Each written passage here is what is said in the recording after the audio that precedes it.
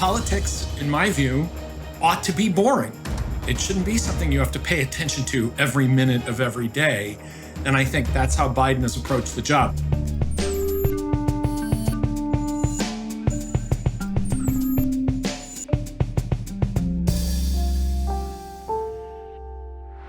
Hello and welcome to GZERO World. I'm Ian Bremmer. And today, Joe Biden's first 100 days. A flurry of activity and accomplishments, but big challenges ahead. I'm talking about them with author and international affairs expert, Tom Nichols. But first, for a guy who's no stranger to gaffes and the occasional stumble, the beginning of Joe Biden's presidency has been reasonably smooth. No small feat given unprecedented challenges he was facing on day one. A raging virus, growing inequity, systemic racism, climate in crisis, America's role in the world. Enough to make you want to hit snooze and stay in bed. But instead, Sleepy Joe woke up and stayed awake. In his first 100 days, Biden has issued more executive orders than any president since FDR, 40 of them by mid-April. His administration blew through initial, albeit modestly set goals for vaccine distribution, topping 200 million shots in just 3 months. He got a record $1.9 trillion stimulus plan through Congress and America back into the Paris Climate Agreement, as well as announced the end to the longest war in American history with the withdrawal of U.S. troops from Afghanistan, though we have heard that before. And people seem to like it, as much as a country this divided can, that is. As Biden hit his 100-day milestone, the president had an overall average approval rating of 53%. That's lower than Presidents Obama and Bush in their first 100 days, and don't even ask me about Reagan, but 12 points higher than Donald Trump at this point in his term. Fake, disgusting news. Nope, that's actually true. Biden's been buoyed by strong public support for both pandemic response as well as the coronavirus aid package. But there are clear signs that the next several months are going to be a much bumpier ride. In June of 2020, 58% of Americans said COVID was their biggest concern. Now, affordable health care, the federal budget deficit, and most notably, illegal immigration have all surpassed it. With a deeply divided Congress and American public, those issues are going to be extremely difficult to reconcile. A spate of mass shootings in recent weeks, a looming crisis at the U.S.-Mexico border, and ongoing challenges of racial injustice in law enforcement, all dominating news programs that just months ago were all pandemic all the time. No foreign policy crises yet. But that's a target-rich environment. What will Biden's next 100 days bring? That's what we're talking about right now. Tom Nichols, he's professor at the U.S. Naval War College. He's contributing editor at The Atlantic, and his new book, Our Own Worst Enemy, The Assault from Within on Modern Democracy. Tom, good to be with you. Good to see you, Ian. 100 days of Biden. How's he doing? I think he's doing well by any standard, but I think he's doing remarkably well considering the bucket of problems that he had to pull into office with him. It's an A or an A minus for those first 100 days. And I think especially noteworthy is that he seems to have not made a big deal out of being, a new president in the first 100 days. He just kind of walked in and started to get to work, which I think is a refreshing change. The country, as you know, as you write about, as you talk about, is incredibly divided. He became president at a particularly fraught and fractured time in the country broadly, as well as given the events that led up to his inauguration. Are there any indications in your mind that a Biden administration can actually, in any meaningful way, start to bridge that divide? I don't think a Biden administration can bridge that divide consciously. I think that the president has done exactly the thing that bridges that divide by default, which is just going to work and doing things rather than making big declarations, putting forward big splashy pronouncements, because those are the raw meat for political division. I guess that's another way of saying that the best way that we could have a non-divisive presidency is to have one that's kind of boring. Politics, in my view, ought to be boring. It shouldn't be something you have to pay attention to every minute of every day. And I think that's how Biden has approached the job. So I think insofar as he has approached the presidency as a job and as work to be done, I think that's really helped. But I don't think there's any way that the president can just step forward and say, now I'm going to, enact something that creates national unity. I just don't think that's possible right now.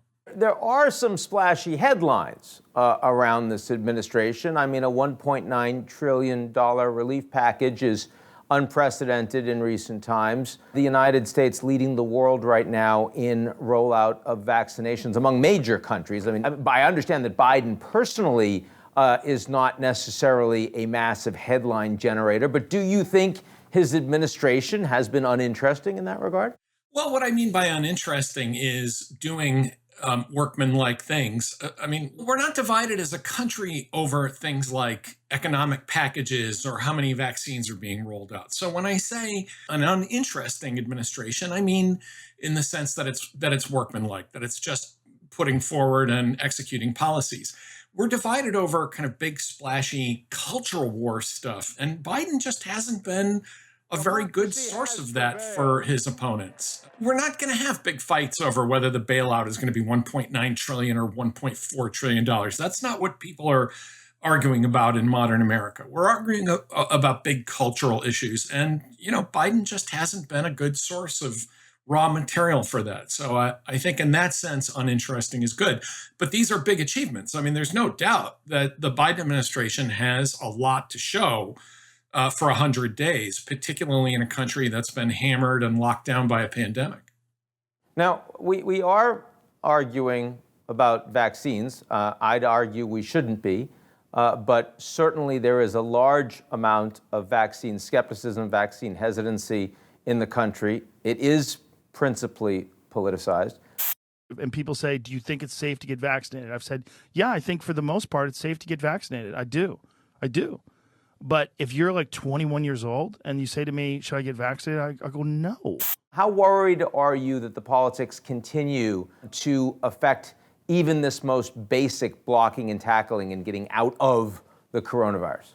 Unfortunately, I think we are at the end of any meaningful discussion about vaccines. And maybe I'm being overly pessimistic here. I agree with you. Masking and reopening, we can have legitimate debates about that. But the vaccine question, I personally think we need to be past that. There are people who want more information. They need to feel a little more secure. I'm all for talking people through that process. But the people who have politicized this, the people who say things like, I'm not getting the vaccine, and if there are passports, I'll get a fake one.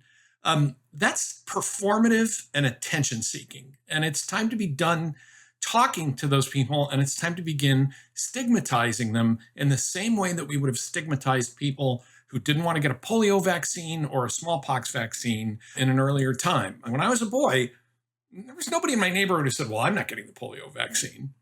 You did it because it was a good thing to do and because you were protecting your community. And I just think that now on the vaccine issue, the arguments for hesitancy are mostly bad faith. And I don't think we get very far by indulging bad faith arguments. The real pandemic that we've been dealing with, not just in the past year, but for the past several decades, has been narcissism. And I think the pandemic really brought that out. Because when people would ask me, how will we overcome this distrust? How will we think about, pulling together and trusting science? I said, well, a war, a depression, or a pandemic will probably shake us out of it. And I was wrong. A pandemic deepened it. It encouraged people to say, well, I'm going to do my own research. And after 5 minutes of Googling, I know all about vaccinations and RNA and epidemiology, and it brought out the very worst traits of an already deeply narcissistic culture. There is a real selfishness and self-absorption and narcissism that has come with living in a country that is peaceful, prosperous, affluent, super high standards of living, technological innovations that we now just take for granted, that things just work. Cars. I mean, when I was a kid, car trouble was a really common excuse. I had car trouble, and people say, I know what you mean. Cars just work today. They just do. We are used to those kinds of things. We are used to having, even air conditioning, which was an unthinkable luxury for, kids in my generation. Because of all that, we've become very self-absorbed, and our world has kind of collapsed down to this kind of villager mentality. What's good for me and what's good for my family is good, and I don't really have to care about anybody else. I think that's poisonous, not just for international cooperation, but I think it's poisonous for democracy. So what are the things that you would like to see happen in the United States that you think would start to move the needle back towards less mutual hostility and more ability to discuss issues reflecting what the population actually thinks? More turnout and more attention among American citizens to state and local elections. Radicalism begins at home. When people are concerned about things like gerrymandering, voter suppression, in part this happens because one of the big divisions in American politics is that the right shows up for every election down to dog catcher, and the American left has become obsessed with the White House and the assumption that if you can just win the presidency, you solve all the problems in a top-down way. So the very first thing, I think we need to have a serious discussion and a serious voter turnout effort about turning out in state and local elections. To me, that would obviate many of the problems that we face in America. We would get a more representative government. We would get a less partisan government, and one that more, I think, reflects more of the average Americans' wants and needs. The second thing I think we need to do is that we have to somehow disconnect. And again, I don't think we can do this through policy. I don't think we can mandate it. We have to convince people to somehow disconnect from the constant sensory stream of political messages that are pumped through their televisions and through their computers. And, that sounds hypocritical from me, right? I am, on morning television or an evening news show. But I think that we have to return to some sense of a balanced diet where we are not constantly having 220 volts of pure political energy coursing through our body 24 hours a day. And that has to start with people just disconnecting. But you are, of course, first and foremost, an international affairs scholar. And so in that regard, Biden has not yet had major foreign policy crises on his watch. But what's the single thing that you think that the average American doesn't understand about America's role in the world today that they really should? I think the most important thing is to understand that America has a role in the world. As much as I would like to blame all this on Donald Trump, that's an idea that's been eroding ever since the end of the Cold War. When my fellow citizens say things to me like, why are we in NATO? Why should we be the policemen of the Pacific and so on? I always answer and say, you live in a world that is organized around delivering things to you that you want while you live in peace.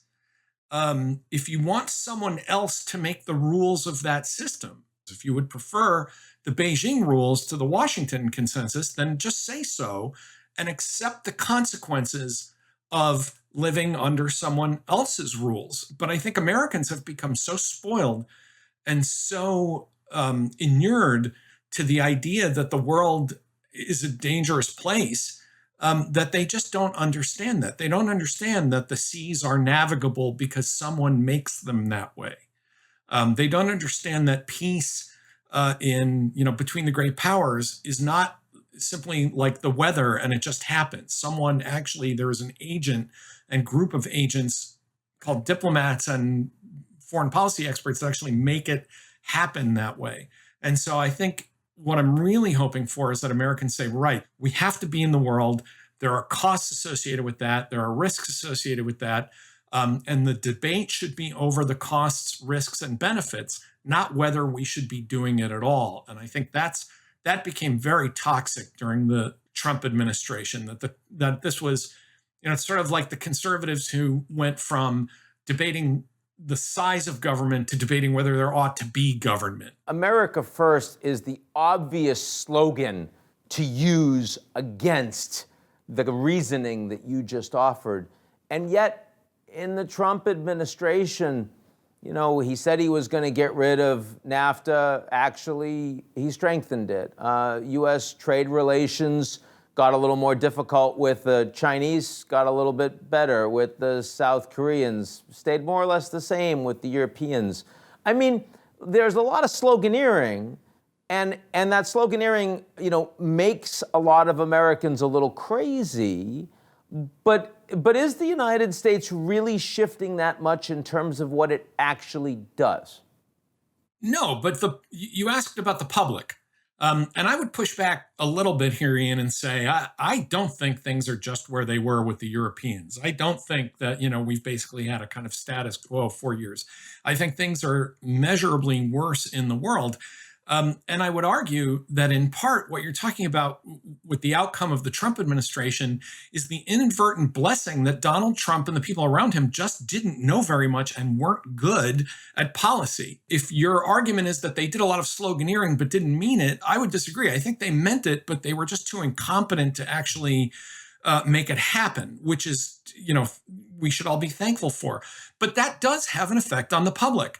The public believes things that are not real. The public believes that we have to go around, you know, shaking down our allies to make them throw into the collection plate for NATO, as though that's how NATO is funded. That administration created its own reality. And I think when, you know, Biden, again, wisely, Biden has not come out and said, hey, that didn't happen and that didn't happen and that's not true. Instead, he's simply saying, I'm just going to keep going, keep doing the things we need to do and to press on. But I think that in terms of the attitudes toward foreign policy among the public, Trump really was deeply destructive, not just because he undermined the notion among average citizens that if you really believe in America first, then America engaged in the world is how you keep America first. But he also convinced people that it's easy. Well, foreign policy is easy. Trade wars are easy. Economics is easy. It's not easy. It's complicated. And we don't have any tolerance for that. We are more in danger of them getting their way because of the way the Senate is structured in particular. So it does reverberate into our politics. Tom Nichols, the book is Our Own Worst Enemy. Thanks for joining the show, man. Thanks for having me, Ian. Here's another first for President Biden within his first 100 days. This past week, he formally declared the killing of an estimated 1.5 million Armenians by the Ottoman Empire a genocide. In a statement released on the 106th anniversary of the beginning of that murderous campaign, President Biden wrote, "Each year on this day, we remember the lives of all those who died in the Ottoman-era Armenian genocide and recommit ourselves to prevent such an atrocity from ever again occurring." Congress approved recognition of the genocide in 2019, joining a growing list of other nations for which it is official foreign policy. Not on that list is Turkey. In fact, President Recep Erdogan reportedly lobbied the White House to prevent Biden from making the declaration. The move will add to growing tensions between the U.S. and Turkey. Stay tuned. That's our show this week. Come back next week. And if you like what you see and you want another 100 days, of course you do. Who wouldn't? Take a minute to sign up for GZERO's most excellent morning newsletter. It's called Signal.